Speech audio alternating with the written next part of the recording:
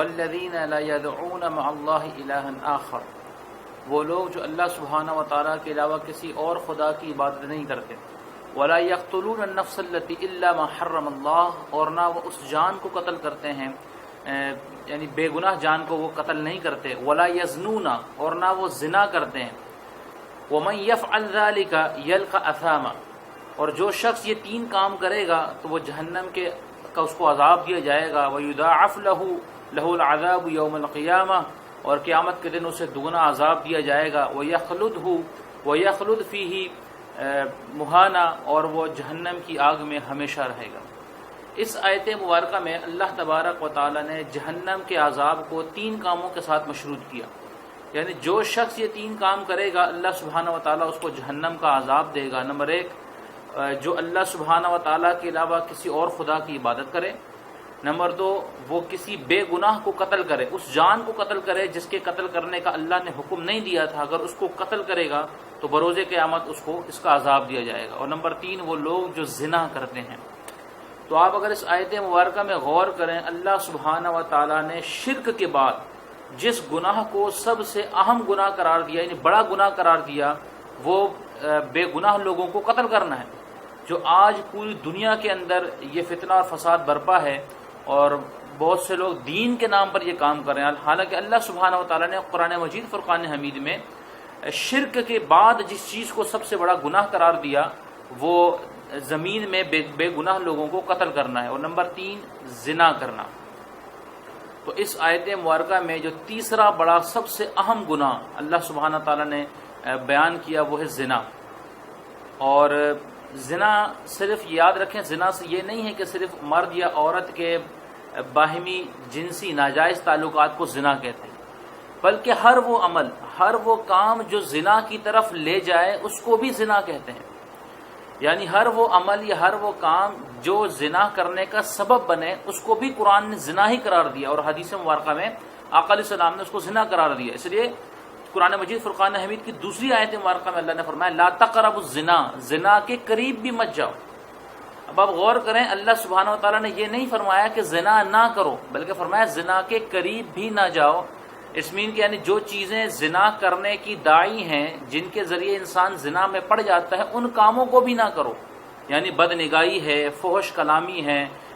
یا عریانی ہے، فحاشی ہے، ان کاموں سے بھی دور رہو، کیونکہ یہ زنا کی طرف لے جانے والی ہے۔ تو زنا اتنا بڑا گناہ ہے کہ اللہ سبحانہ تعالیٰ نے شرک اور قتل ناحق کے بعد جس چیز کو بیان کیا وہ زنا ہے۔ اور یہ بات یاد رکھیں کہ زنا، میں نے پہلے بھی بیان کیا کہ قرآن کی اصطلاح میں زنا جو ہے وہ صرف باہمی ناجائز تعلقات ہی کو زنا نہیں کہتے، بلکہ ہر وہ عمل جو اس ناجائز تعلق کی طرف لے کر جائے اس کو زنا کہتے ہیں۔ آقا علیہ الصلوۃ والسلام کی حدیث مبارکہ ہے کہ قرب قیامت، اچھا یہ جو ہم نے بات بیان کی کہ زنا جو ہے وہ صرف عمل ناجائز کا نام ہی نہیں ہے، بلکہ ہر وہ چیز جو زنا کی طرف لے جائے وہ بھی زنا ہے۔ حدیث مبارکہ میں ایک بیان کیا گیا کہ وہ عورت جو خوشبو لگا کر لوگوں کے پاس سے گزرے تو وہ زانیہ ہے، اس کو زانی قرار دیا، حالانکہ وہ کوئی زنا تو نہیں کر رہی، لیکن اس نے عمل ایسا اختیار کیا کہ وہ اپنے عمل سے لوگوں کو اپنی طرف متوجہ کر رہی ہے، وہ زنا کی گویا دعوت دے رہی ہے۔ تو جو ایسا عمل کہ جو زنا تک لے کر جائے، حدیث مبارکہ میں اس کو بھی زنا قرار دیا گیا۔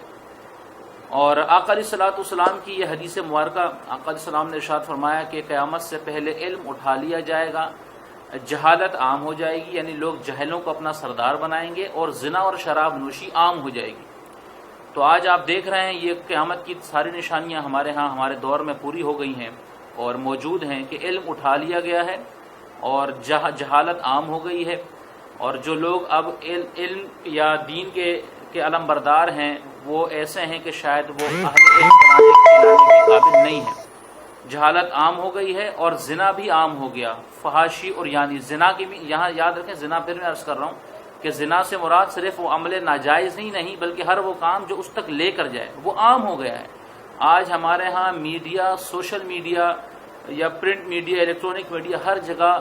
زنا عام ہے، یعنی فحاشی اور عریانی، جس کو جو قرآن کی اصطلاح میں جس کو زنا قرار دیا گیا وہ عام ہے۔ اور حیرت کی بات تو یہ ہے کہ میرے وہ نوجوان مسلمان بھائی اور بہنیں کہ جو سوشل میڈیا سے یا میڈیا سے تعلق رکھتے ہیں، حیرت کی بات تو یہ ہے کہ وہ لوگ جو خود تو فحاشی اور عریانی کے اندر مبتلا ہیں، غلط چیزیں دیکھتے ہیں، بد نگاہی کرتے ہیں، اور وہ کرنے کے بعد وہ اس کو آگے شیئر بھی کرتے ہیں، لوگوں کو بھی گویا دعوت دے رہے ہیں کہ دیکھو میں نے تو یہ کام کر لیا، میں تو گویا یہ کام کر کے گناہ میں مبتلا ہو گیا، اب میں آپ کی طرف بھی شیئر کر رہا ہوں، گویا میں شیئر بن کر اب شیئر کر رہا ہوں، اور گناہوں پر دلیری کا اظہار کیا جا رہا ہے۔ تو اس لیے اس پر ہماری نوجوان نسل غور کرے کہ یہ وہ تمام چیزیں ہیں جو ہمارے معاشرے میں آج کل بہت عام ہو گئی ہیں، اور حضور تاجدار مدینہ صلی اللہ علیہ وسلم نے ارشاد فرمایا کہ میں نے جہنم میں ایسے لوگ دیکھے کہ جن کی کھالوں کو آگ کی کینچیوں سے کاٹا جا رہا تھا،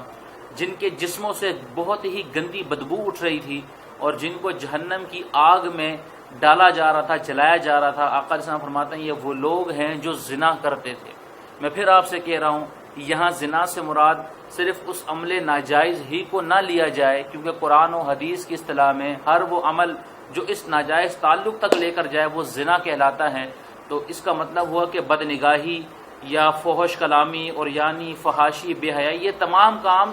زنا میں شمار ہوتے ہیں، لہذا ان تمام سے ہی ہمیں اجتناب کرنا چاہیے، تمام سے ہی ہمیں بچنا چاہیے۔ اور اللہ سبحانہ تعالیٰ کی بارگاہ میں دعا ہے کہ اللہ سبحانہ تعالیٰ ہماری رہنمائی فرمائے، اللہ سبحانہ تعالیٰ ہمیں قرآن کا حقیقی فہم عطا فرمائے۔